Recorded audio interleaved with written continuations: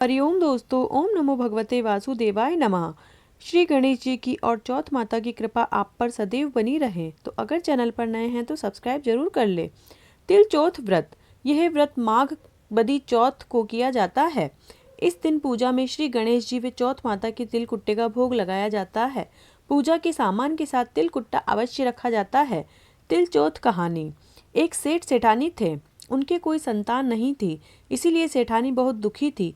एक बार उसने पड़ोसियों की स्त्रियों को तिल चौथ माता का व्रत करते हुए देखा, तो उनसे पूछा कि आप जिस व्रत को कर रही हैं वह किसका व्रत है और इससे क्या फल होता है।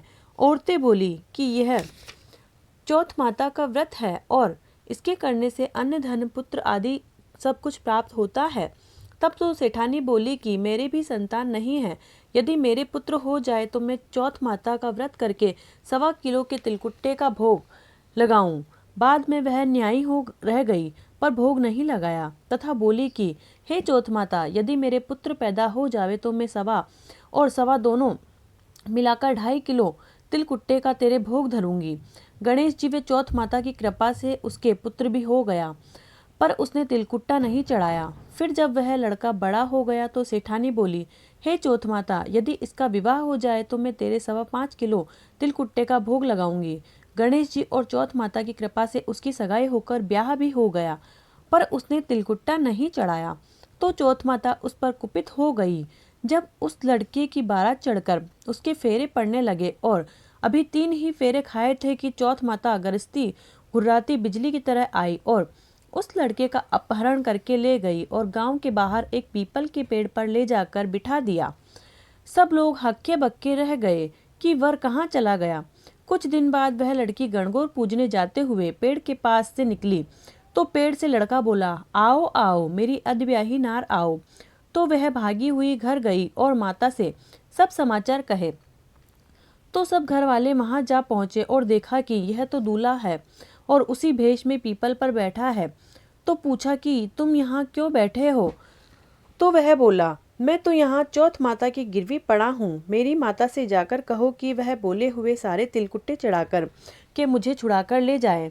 जब लड़की की माँ ने लड़के की माँ से सारा हाल कहा, तब दोनों ने 1.25 मण के तिलकुट्टे चढ़ाकर चौथ माता का व्रत व पूजन किया और क्षमा मांगी।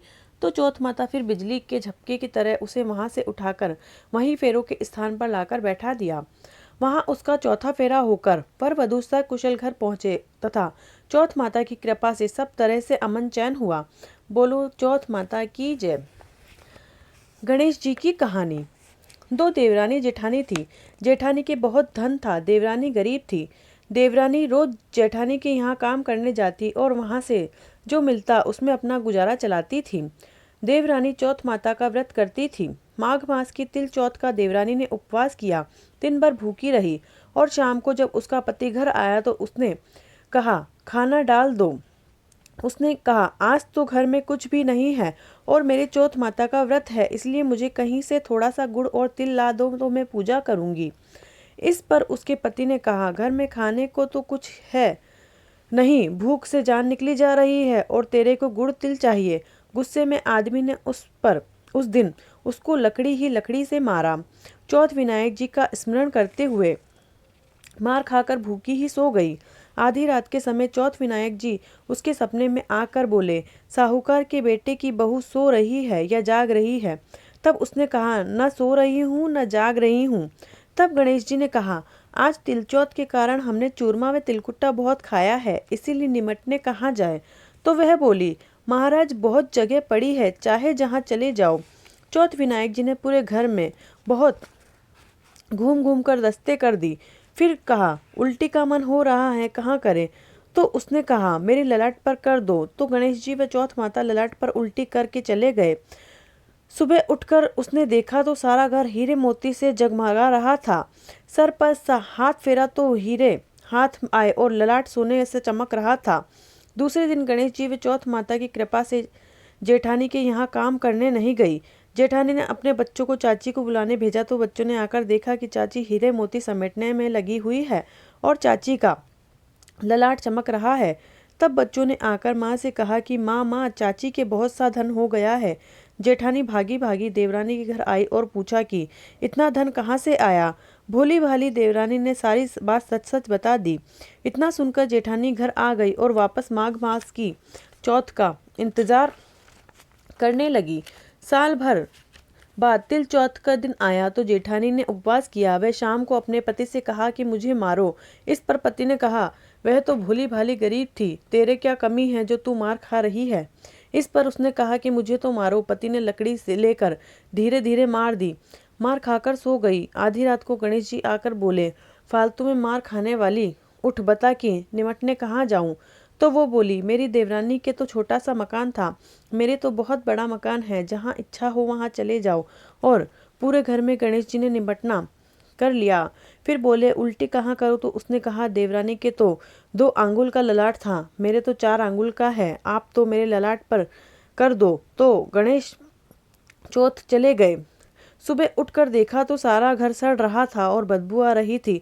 ललाट पर हाथ फिरा तो गंदा हो गया। वह बोली कि हे चौथ विनायक जी महाराज, मेरे साथ छल कपट क्यों किया। देवरानी को धन दिया और मुझे कूड़ा। तब गणेश जी ने कहा कि तूने धन के लालच में आकर मार खाई। तब उसने कहा, महाराज मेरा समेटा समेटो, और क्षमा मांगने लगी। तब चौथ विनायक जी बोले, तेरा आधा धन देवरानी को दे, तब मेरी माया समेटूंगा। जेठानी ने देवरानी को बुलाकर आधा धन दिया। मैंने संचय किया, तू ले। तब देवरानी ने कहा, मुझे तो चौथ विनायक जी ने दिलवाया है, लेकिन 2 सुई धागा रह गया तो थोड़ी सी गंदगी रह गई। तो उसने कहा, महाराज अब तो समेटा समेटो। तब गणेश जी ने कहा कि 1 सुई धागा देवरानी को दे दे, 1 तू रख ले। उसने 1 सुई देवरानी को दी। तब उसका घर वापस साफ हुआ। हे चौथ विनायक जी महाराज, जैसा आपने जेठानी के साथ किया वैसा किसी के साथ मत करना। जैसा देवरानी के धन वैभव किया वैसा सबके साथ करना। कहने सुनने हुकारा भरने वाले सबकी मनोकामना को पूरा करना। बोलो चौथ विनायक जी महाराज की जय।